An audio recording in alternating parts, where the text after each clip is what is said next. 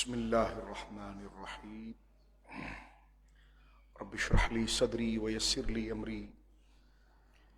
واحلل عقدۃ من لسانی یفقهوا قولی الحمد للہ المبدئ المعید الغنی الحمید ذی العفو الواسع والعقاب الشدید والصلاة والسلام علی اشرف الانبیاء خاتم النبیین سید المرسلین شفیع المذنبین سید الاولین والآخرین سیدنا و حبیبنا نبینا و کریمنا و مولانا محمد عبدہ و رسولہ بالہدی و دین الحق ارسلہ اما بعد فاعوذ باللہ من الشیطان الرجیم بسم اللہ الرحمن الرحیم انما یرید اللہ لیذہب عنکم الرجس اہل البیت ویطہرکم تطہیرا وفی موضع الآخر اعوذ باللہ السمیع العلیم من الشیطان اللعین الرجیم بسم اللہ الرحمن الرحیم النبی اولی بالمؤمنین من انفسهم وازواجہ امہاتہم آمنت باللہ صدق اللہ العظیم ببرکۃ ان اللہ ملائکتہ یصلون علی النبی یا ایھا الذین آمنوا صلوا علیہ وسلموا تسلیما اللہم صلی علی سیدنا و مولانا محمد طب القلوب دوائها وعافیت الابدان وشفائها ونور الابصار وضیائها وآلہ وصحبہ بارک وسلم صلاۃ وسلام علیک یا رسول اللہ کلہم من رسول اللہ ملتمس غرفا من البحر او رشفا من الدیم منزہ عن شریک فی محاسنہ فجوہر الحسن فیہ غیر منقسم والحبیب الذی ترجى شفاعته لكل حول من الاحوال مقتحم ثم الرضا عن ابی بکر وعن عمر وعن علی وعن عثمان ذی الکرم مولا صلی وسلم دائما سرمدا علی حبیبک خیر الخلق کلہم۔ اللہ کی حمد و ثنا، نبی محترم، نبی معظم، باعث تخلیق ارض و سما صلی اللہ علیہ وعلی آلہ وصحبہ وبارک وسلم کی بارگاہ مقدسہ میں انتہائی محبت و عقیدت کے ساتھ درود و سلام پیش کرنے کے بعد تمام تعریف اللہ وحدہ لا شریک کے لیے ہے۔ اس جمعے کو نسبت دی گئی ہے ہماری ماں ام المومنین سیدہ زینب بنت خزیمہ رضی اللہ تعالی عنہا کے عرس پاک اور آپ کے یوم اور آپ کے مناقب کے حوالے سے۔ سیدہ زینب بنت خزیمہ رضی اللہ تعالی عنہ کے مناقب اور مراتب اور آپ کے درجات اور آپ کی اہمیت کو ذکر کرنے سے پہلے ہم چاہتے ہیں کہ چند ضروری باتیں اس موضوع کے حوالے سے اور اس نسبت کے حوالے سے جو سیدہ زینب بنت خزیمہ رضی اللہ تعالی عنہا اور تمامی امہات المومنین رضی اللہ تعالی عنہن کی نسبت سے تعلق رکھتی ہے۔ یہ بات ہم بار بار اپنی تقریر میں بھی ذکر کرتے ہیں، ہمارے تمام اکابر علماء نے اپنی کتابوں کے اندر یہ اہم ترین مضمون بیان کیا کہ حضور علیہ الصلوۃ والسلام ہمارے آقا و مولا خاتم النبیین صلی اللہ علیہ وسلم کے متعدد یعنی کئی شادیاں حضور کی رہیں، اس کی وجہ کیا تھی؟ ہماری شادیوں کی غرض اور معاملات کچھ اور ہوتے ہیں، انبیاء کے ساتھ جو معاملات ہیں وہ اللہ رب العالمین کے اذن اور اس کے حکم سے ہوتے ہیں۔ انبیاء اکرام کوئی بھی عمل، کوئی بھی کام، کوئی بھی بولی، کوئی بھی حرکت اللہ رب العالمین کے حکم اور اس کی مرضی کے خلاف نہیں کرتے، اور اسی کو عصمت کہا جاتا ہے، اور اسی وجہ سے انبیاء اکرام کو معصوم کہا جاتا ہے، اور وہ معصوم ہیں۔ انبیاء اکرام کے علاوہ کوئی اور معصوم نہیں ہوتا۔ فرشتے ہیں وہ معصوم ہیں، لیکن جن کو اللہ رب العالمین نے تبلیغ پر مامور کیا ہے ان میں صرف جماعت انبیاء کرام معصوم ہوتی ہے۔ نبی کریم علیہ الصلوۃ والسلام کے متعدد نکاح، جس طرح کہ ایک روایت کے مطابق 11، ایک روایت کے مطابق 13، یہ متعدد نکاح یعنی مختلف وقت میں سرکار دو عالم صلی اللہ علیہ وسلم کے عقد پاک کے اندر اور حضور علیہ الصلوۃ والسلام کے حوالہ مقدسہ کے اندر یہ خواتین جو ہماری مائیں ہیں ان کو اللہ رب العالمین جل وعلا نے شمولیت کا درجہ دیا۔ اس کی کہیں پر سیاسی وجہ تھی، کہیں سماجی وجہ تھی، کہیں معاشرتی اور اخلاق اور لوگوں کو رشتوں کی قدر اور رشتے اور ناطے کی اہمیت کو بتانے کے حوالے سے یہ مختلف صورتیں رہیں جس میں نبی کریم علیہ الصلوۃ والسلام کے متعدد نکاح ہیں، اور وہ نکاح ہی نہیں بلکہ ساری امت کے لیے اور ساری انسانیت کے لیے ایک دستور، ایک تعلیم، جہاں پر اپنی بیوی کے ساتھ حقوق، ایک عورت کی مختلف کیفیت ہوتی ہے، وہ تنہا ہے، وہ بیوہ ہے، اس کا کوئی سرپرست نہیں ہے، وہ کہیں قید ہو گئی ہے، تو اس اعتبار سے نبی کریم علیہ الصلوۃ والسلام کے نے اپنے نکاح میں ان کی مرضی کے مطابق کہ ان کو حق دیا کہ وہ عقد میں آتی ہیں، تو ایسی کئی خواتین ہیں جو اپنے آپ کو حضور علیہ الصلوۃ والسلام کے عقد میں انہوں نے پیش کیا۔ اس سے ایک تو یہ ہوا کہ عورتوں کے حقوق کس طرح ادا کرنے چاہیے، بیواؤں کے حقوق، دیگر حقوق، اور معاشرے کو لے کر چلنے کے لیے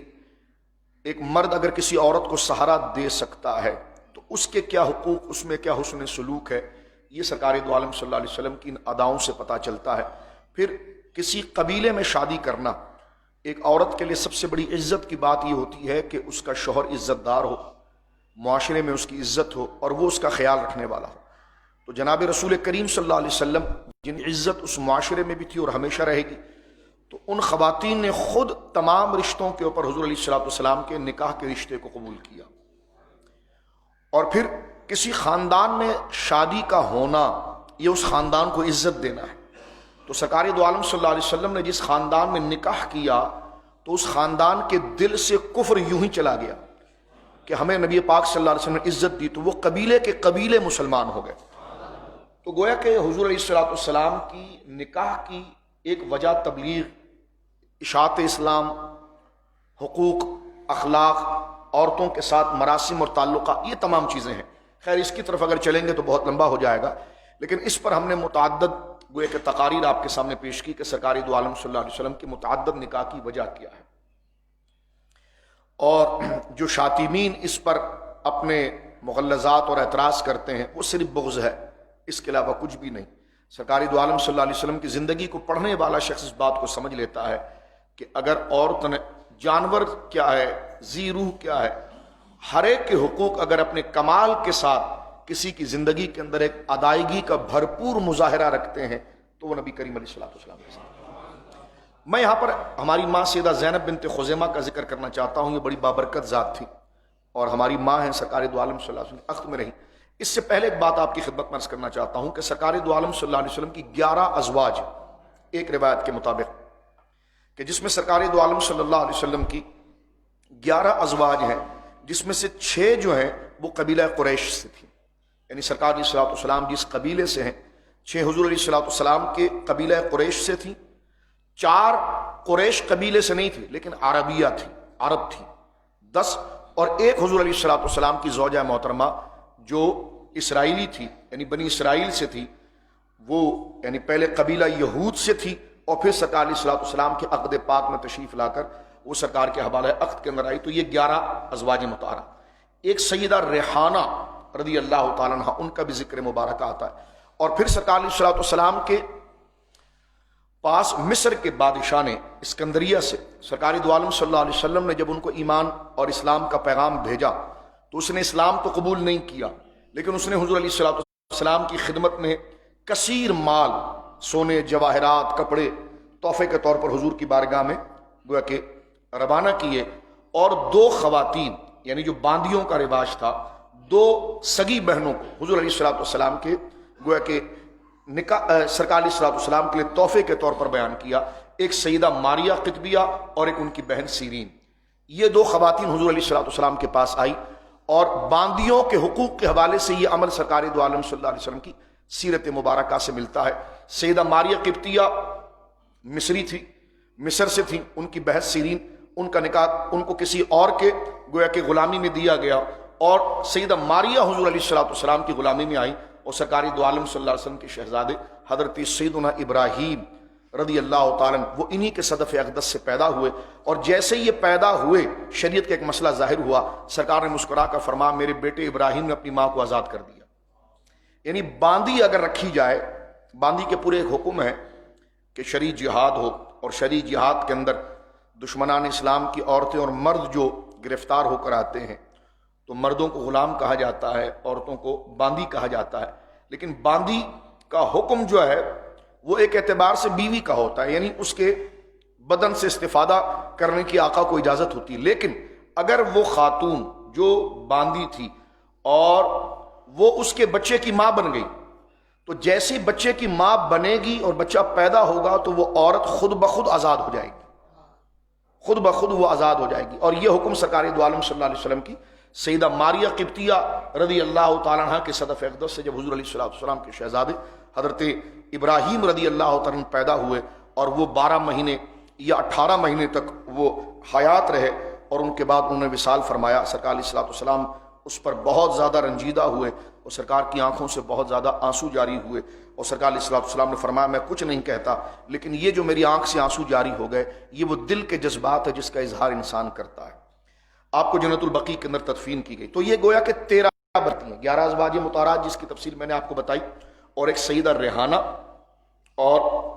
سیدہ ماریہ قبطیہ۔ اب ان مبارک ناموں کو ہم دیکھتے ہیں کہ سرکار دو عالم صلی اللہ علیہ وسلم کے عقد پاک کے اندر جو 11 ازواج ہیں، اور 11 ازواج میں سے 6 وہ ہیں جو سرکار دو عالم صلی اللہ علیہ وسلم کے قبیلہ قریش اور عربیہ ہیں۔ ان میں سب سے پہلے ہماری ماں سیدہ خدیجہ ہیں، پھر سیدہ عائشہ ہیں، سیدہ حفصہ ہیں، سیدہ ام حبیبہ ہیں، سیدہ ام سلمہ ہے اور سیدہ سودا ہے رضی اللہ تعالیٰ عنہن۔ یہ 6 وہ عظیم خاتون ہیں جو حضور کے قبیلے سے تھیں، قریش سے تھی، عربیہ تھی۔ ظاہر سی بات ہے عرب پورا علاقہ ہے، قریش اس کا قبیلہ ہے جو سرکار علیہ السلام کا قبیلہ تھا، تو یہ 6 حضور علیہ السلام کے خاندان سے، قریش کے قبیلے سے تعلق رکھتی تھی۔ اب 4 ان کا نام آ رہا ہے کہ جو حضور کے قبیلہ قریش سے نہیں تھی،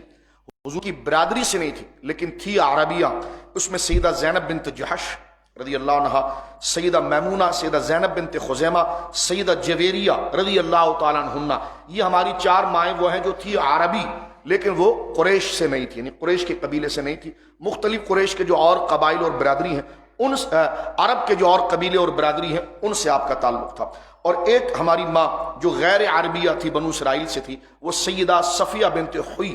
رضی اللہ تعالیٰ عنہ، یہ حضرت ہارون علیہ السلام کی بیٹی ہیں، اوپر سے رشتہ،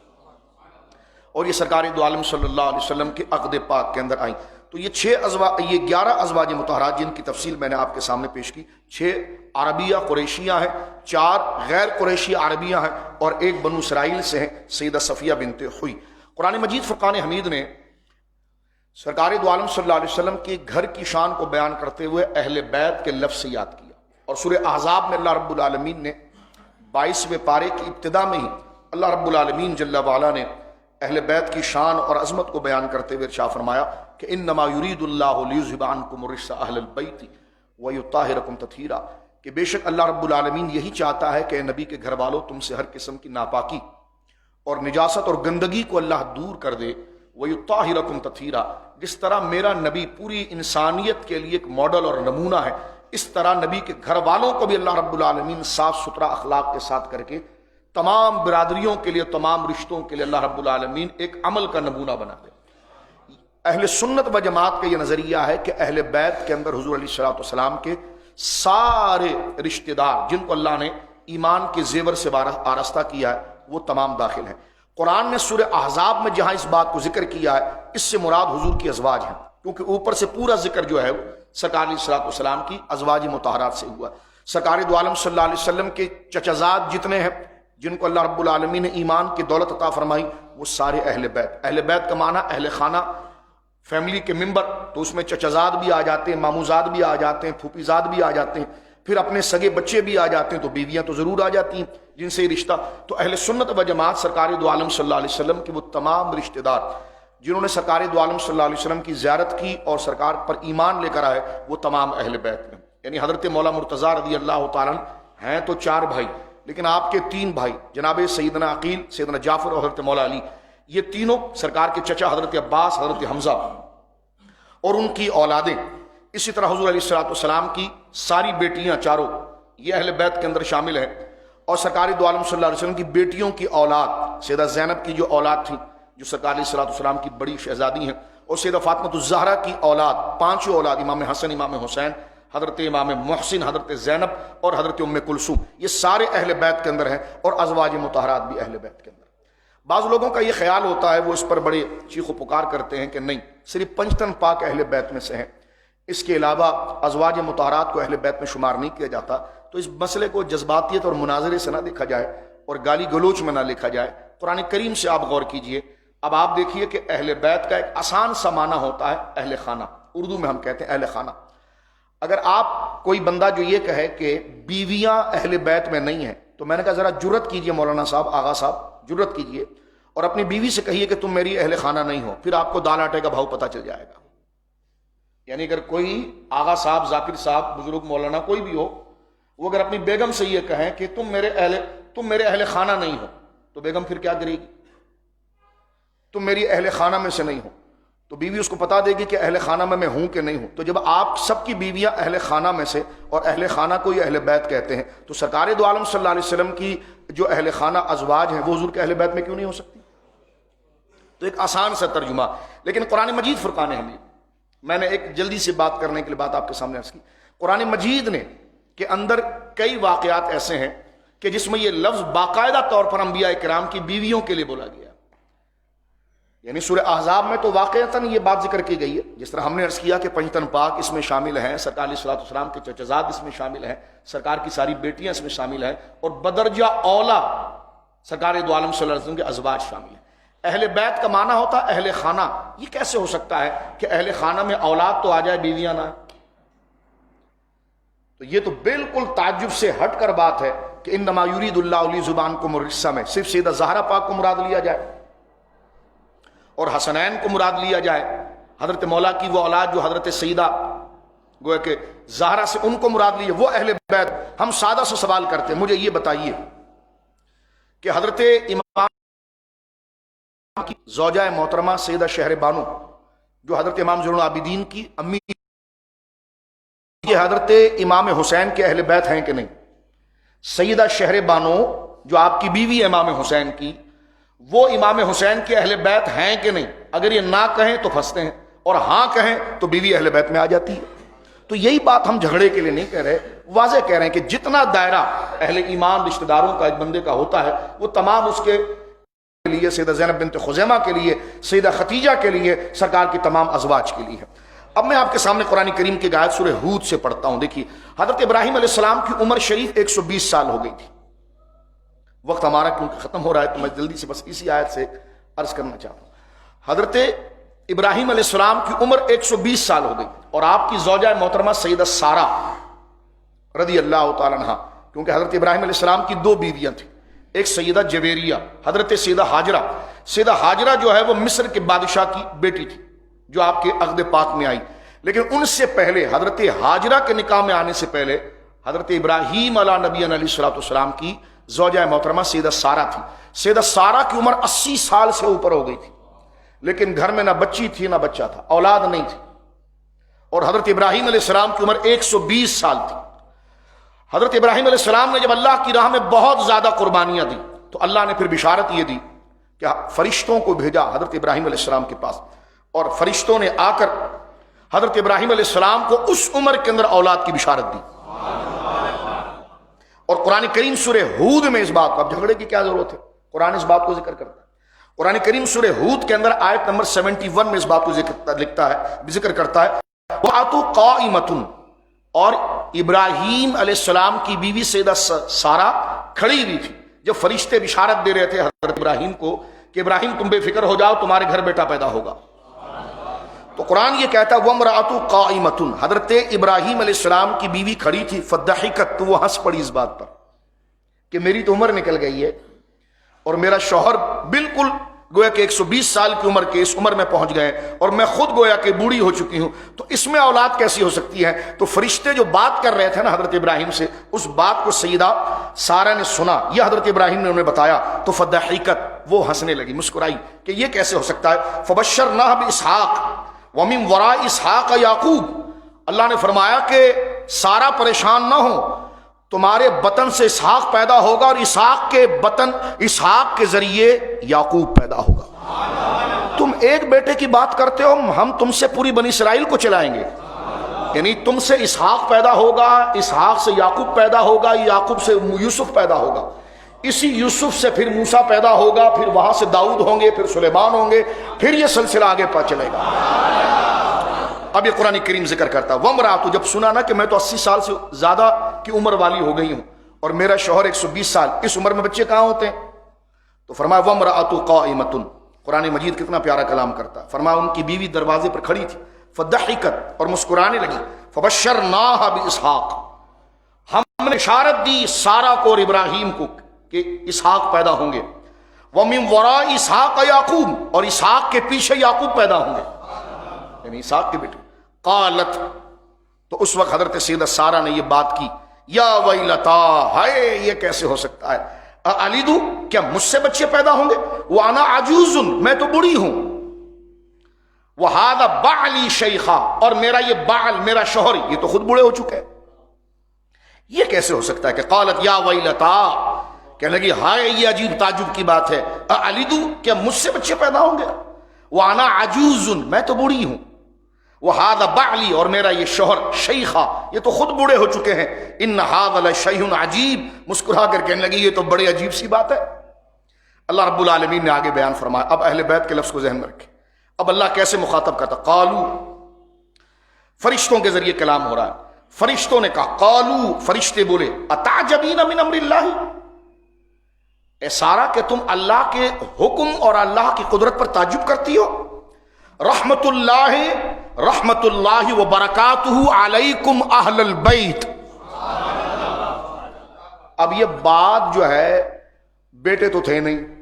نہ بیٹیاں تھیں، بات تو حضرت ابراہیم کی بیوی سے ہو رہی ہے، اور فرشتے ان کو، قرآن کہتا ہے، کیا لفظ کہہ رہے ہیں، قرآن کہتا ہے کہ فرشتے ان کو کہہ رہے ہیں رحمت اللہ، آپ کیسے تعجب کر رہی ہیں نبی کی بیوی سیدہ سارہ، آپ کیسے تعجب کر رہی ہیں اللہ کی قدرت پر، فرما رحمت اللہ، اللہ کی رحمت ہو آپ پر،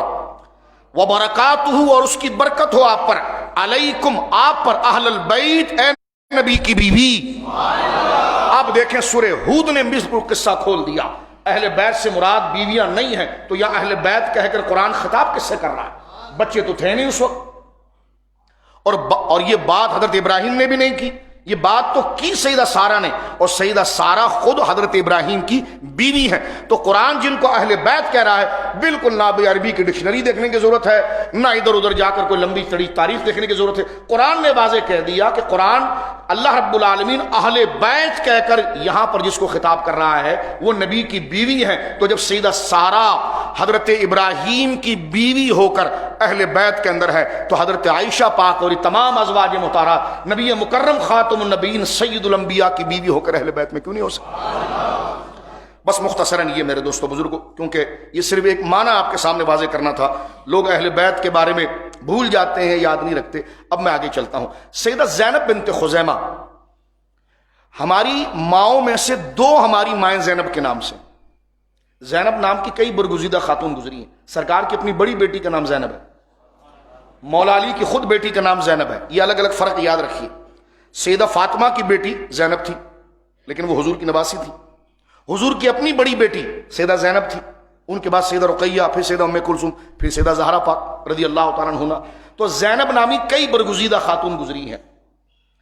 یعنی حضور علیہ الصلوۃ والسلام کی بڑی بیٹی زینب تھی، حضرت مولا علی کی بیٹی زینب تھی،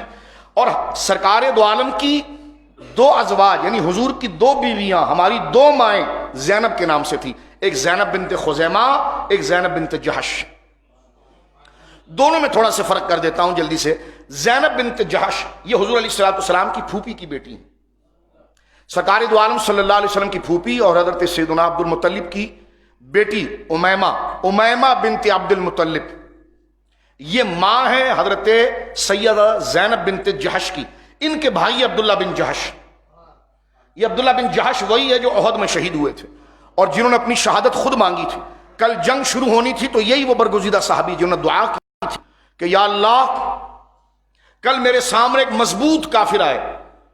اور میں اس سے تیرے رضا اور تیرے دین کی سر بلندی کے لڑوں اور وہ مجھ پر حملہ آور ہو جائے، میری ناک کو کاٹ دے، میری آنکھوں کو نکال دے، میرے ہونٹ کو کاٹ دے، میرے کان کو کاٹ دے، میرے جسم کو مسلح کر دے، یعنی مجھے میرے جسم کو بھوسا بنا دے، اور جب میں مر جاؤں، کیونکہ بڑے حسین تھے وہ، اور قیامت کے دن جب میں اٹھوں تو تیری قدرت مجھ کو دیکھ کر ترس کھائے کہ میں نے تو تجھے بڑا پیارا بنایا تھا، تیری آنکھیں کس نے نکال دی، تیری ناک کیوں کاٹ دی گئی, تیرے ہونٹ کس سزا میں کاٹے گئے, تو میں کہوں گا یا اللہ تیرے لیے اور تیرے رسول کے لیے.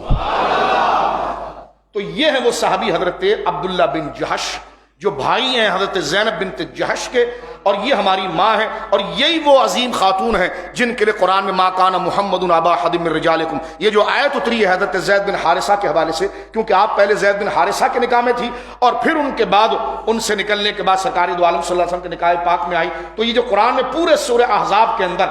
ما کان محمد آیت ختم نبوت جو ہے اس کا معیار اور اس کا مرکز جو ہے وہ حضرت زینب بنت جہش اور حضرت زید بن حارثہ ہے.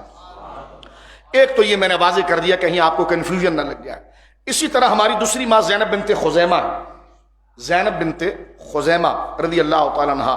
ان سے حضور علیہ الصلوۃ والسلام کا نکاح مبارک احد کی شہادت کے بعد ہوا. اور تعجب دیکھیے, یہ عبداللہ بن جہش کے نکاح میں تھی,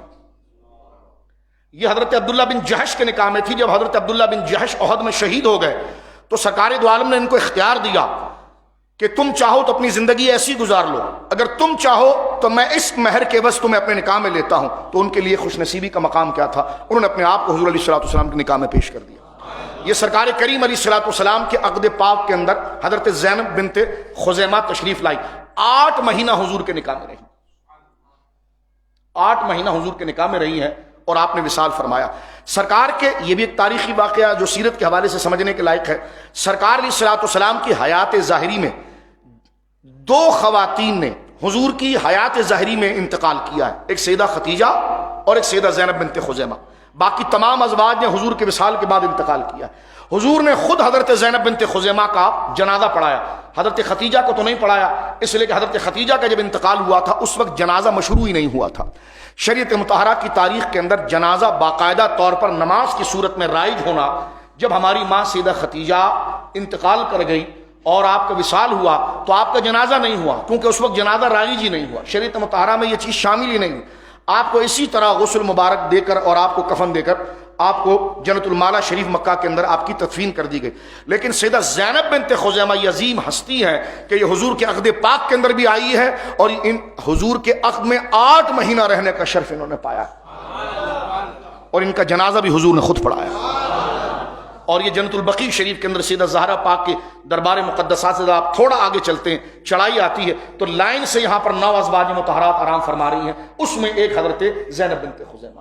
اللہ رب العالمین مدینہ منورہ اور حرم کے دروازے مسلمانوں کے لیے کھولے تاکہ ہم بقیع شریف کی زیارت کریں. تو لہٰذا یہ زینب بنت خزیمہ ہے. زینب بنت خزیمہ بہت خدا ترس اور رقیق القلب خاتون تھی. میں جلدی سے اس بات کو سمیٹ دیتا ہوں, وقت ہو گیا. رقیق القلب سے مراد بہت نرم دل تھی, بہت شفقت کرنے والی. ہم کبھی بقیع جاتے ہیں تو جالی میں آواز دیتے ہیں کہ آپ تو اتنی کریم تھی کہ آپ تو اپنے دروازے سے کسی بھوکے کو جانے نہیں دیتی تھی. اے ماں, آپ کے دروازے پر کھڑے ہیں, سرکار کو سفارش کر دیں کہ ہمارے منہ کالے اور دل کالے ہو گئے ہیں, سرکار دو عالم سے سفارش کر دیجئے, ہیں نکمے لیکن آ گئے دروازے کے اوپر. یہ رقیق القلب تھی, بہت نرم دل خاتون تھی, مسکینوں پر خیرات کرنے والی تھی. اس لیے آپ کا لقب مبارک تھا ام المساکین, مسکین اور ایسے لوگ جو منہ لگانے کے لائق نہیں ہیں ان کی ماں. آپ غریبوں کا بہت خیال رکھتی تھی, مسکینوں کا بہت خیال رکھتی تھی. آپ کو پتہ چل جائے کہ فلاں بندے کے پاس کھانے کے لیے کچھ نہیں ہے, فلاں کی بیٹی کی شادی ہے, فلاں کے گھر کوئی معاملہ ہے, جو آپ کے پاس ہدیہ مبارک گھر میں آتا تھا وہ آپ سارا ان کے لیے تقسیم کرتے تھے. رقیق القلب, بہت نرم دل اور حضور کی امت پر بہت شفقت کرنے والی یہ میری ماں سیدہ زینب بنت خزیمہ رضی اللہ تعالیٰ عنہا, اس لیے آپ کا لقب مبارک ام المساکین ہے. اور سب سے تعجب کی بات, میں بات کو ختم کر رہا ہوں, یہ رشتے جو میں ایک یونیک بات آپ کے سامنے چھوٹی چھوٹی لا کر رکھ رہا ہوں, کئی لوگوں کے ذہن میں لیکن کچھ لوگوں کے ذہن میں نہیں ہے, یہ ملا جلا جو میں بات کر رہا ہوں, یہ حضور علیہ الصلوۃ والسلام کی ایک اور زوجہ اور ہماری ماں سیدہ میمونہ بنت حارث, میمونہ بنت حارث جو سرکار کے چچا حضرت عباس کی سالی بھی ہیں اور ہماری ماں بھی ہیں, سیدہ میمونہ بنت حارث. حضرت زینب بنت خزیمہ ان کی بہن ہے, ماں شریک بہن ہے, ماں شریک بہن ہے. اور یہ جو ان کی ماں ہے نا ہند, یہ بڑی خوش نصیب ہے, ان کے کئی نکاح ہوئے ہیں اور کئی نکاحوں سے کئی بچے ہوئے ہیں. ان میں سے 2 ان کی بیٹیاں وہ ہیں جو امت کی ماں بنی, سیدہ میمونہ اور سیدہ زینب بنت خزیمہ. پھر یہ اتنی خوش نصیب عورت ہیں کہ دنیا میں ایسی ساس پیدا نہیں ہوئی جس کے داماد اتنے عزت والے ہوں, کیونکہ ان کے سب سے پہلے داماد رسول اللہ ہیں. کیونکہ دو ان کی بیٹیاں حضور کے نکاح میں گئی ہیں متعدد وقت میں. سیدہ زینب بنت خزیمہ 3 ہجری میں آئی اور انتقال کر گئیں، اور سیدہ میمونہ عمرۃ القضاء کے وقت 7 ہجری کو حضور علیہ الصلوۃ والسلام کے نکاح میں آئی. اور پھر ان کی ایک بڑی بیٹی ہے اسماء بنت عمیس، یہ حضرت جعفر کے نکاح میں آئی تھی، تو حضرت جعفر بھی ان کے داماد ہوئے. جعفر جب موتا میں شہید ہوئے تو یہ حضرت ابوبکر کے نکاح میں آئی، تو حضرت ابوبکر بھی داماد ہوئے. حضرت ابوبکر انتقال کر گئے تو یہ حضرت علی کے نکاح میں آئے تو علی بھی داماد ہوئے. اسی طرح ان کی ایک اور بیٹی ہے سلمہ بنت عمیس، یہ حضرت حمزہ کی بیوی تھی. تو سید الشہداء بھی. اب مجھے بتائیے تاریخ کے اندر ایسی عورت کوئی ہوگی جس کے داماد اتنی عزت والے ہوں؟ جناب رسول مکرم صلی اللہ علیہ وسلم، جناب علی المرتضیٰ، جناب ابوبکر صدیق رضی اللہ تعالیٰ عنہ، جناب سید الشہداء، یہ عظیم و افراد جو ہیں وہ جناب ہند کے جو ہے وہ دامادوں میں سے ہیں. تو اس سیدہ میمونہ اور سیدہ زینب بنت خزیمہ یہ آپس میں ماں شریک بہن ہیں. 2 بہنوں کو نکاح میں نہیں جمع کیا جا سکتا، آپ حیران نہ ہو، بلکہ ایک بہن جو سیدہ زینب بنت خزیمہ یہ تو 3 ہجری میں انتقال کر گئی تھی، اور دوسری جو بہن ہے سیدہ میمونہ، ان کی بہن ہے ام الفضل جو حضرت عباس کی بہن ہے اور عبداللہ بن عباس کی ماں ہے. اب یہ اتنا برگزیدہ خاندان ہے کہ اللہ اکبر کے سونے کے پانی سے بھی اگر ان کا نام لکھا جائے تو میں سمجھتا ہوں اس سے اونچا درجہ اللہ رب العالمین نے ان کو عطا فرمایا. لیکن بات سیدہ میمونہ کی چل پڑی ہے تو میں ایک جملہ کہنا چاہتا ہوں. آج بھی جب آپ مکہ مکرمہ جاتے ہیں اور مکہ مکرمہ سے جب مدینہ منورہ کی طرف روانہ ہوتے ہیں تو مسجد عائشہ کا بیک سائڈ جس کو نواریہ کہا جاتا ہے، نواریہ کا علاقہ، یعنی مشہور تو یہ ہے جتنا ہم جانتے ہیں سمجھتے ہیں کہ جناب جب آپ مکہ مکرمہ سے مدینہ منورہ کی طرف نکلتے تو مکہ کی جو آخری چوکی آ جاتی ہے نواریہ کا علاقہ، مین روڈ کے اوپر لیفٹ پر روڈ کے اوپر آپ کا مزار ہے جو گزرنے والے بالکل دیکھتے ہیں. اور یہ جہاں آپ کا مزار سیدہ میمونہ کا آج مکہ شریف کے اندر موجود ہے، یہ گھر وہی ہے جس میں آپ کا نکاح حضور سے ہوا تھا. کیا قدرت کے نظارے ہیں میرے دوست. اسی گھر میں آپ کا نکاح ہوا، اسی گھر میں آپ کا مزار بنا. سیدہ میمونہ رضی اللہ تعالیٰ. تو سیدہ زینب بنت خزیمہ، کیونکہ یہ مہینہ آپ کے وصال کا ہے، یہ جو مہینہ چل رہا ہے یہ سیدہ زینب بنت خزیمہ کے وصال کا. اللہ رب العالمین ہمیں ازواج مطہرات اور حضور علیہ الصلوۃ والسلام کی سیرت مبارکہ کو پڑھنے کی اور اس سے تعلیم اور استفادہ حاصل کرنے کی اللہ رب العالمین جل والا توفیق عطا فرمائے. میں نے کچھ باتیں دلچسپی کے لیے اس لیے تاریخ کی گویا کہ یونیک اور منفرد اور نادر باتیں ذکر کی ہے تاکہ ہمارے اندر ایک شوق پیدا ہو سرکار کے خاندان کو پڑھنے کا، جس میں ہمارے لیے تعلیم بھی ہے، روشنی بھی ہے، برکت بھی ہے. اور یہی وہ نام ہے جو وباؤں کو دور کر دیتا ہے، فسادوں کو ختم کرتا ہے، پریشانیوں کو اللہ رب العالمین ان کے ناموں کے صدقے اللہ رب العالمین دفع فرماتا ہے. دعا فرمائیے اللہ ہماری ان شفیق ماؤں کے ذریعے کہ جنہوں نے امت کا خیال کیا اور اپنے منہ کا لقمہ بھی سرکار دو عالم صلی اللہ علیہ وسلم کی امت کے لیے وقف کیا. اللہ ان کی دعائیں جو انہوں نے امت کے لیے کی ہے اللہ رب العالمین اس کا ثمر اس دور میں بھی امت کو عطا فرمائے. اختلاف و انتشار کو اللہ رب العالمین جل والا ختم فرمائے. ہمارے ملک پاکستان سے اللہ اس وبا کو دفع فرمائے. امت مسلمہ کو اپنے دین اور اپنے مقصد کے لیے، اللہ کی توحید، نبی پاک کی ختم نبوت و ناموس کے لیے مولا کریم اس امت کو ایک فرمائے، منفرد فرمائے. امت کے دشمنوں کو اللہ زیر کرے اور امت مسلمہ کو اللہ رب العالمین غلبہ عطا فرمائے. اللہ میرے اور آپ کے گناہ ہماری ماں سیدہ زینب بنت خزیمہ کی عبادت کے صدقے اللہ رب العالمین معاف فرمائے. وآخر دعوانا الحمدللہ.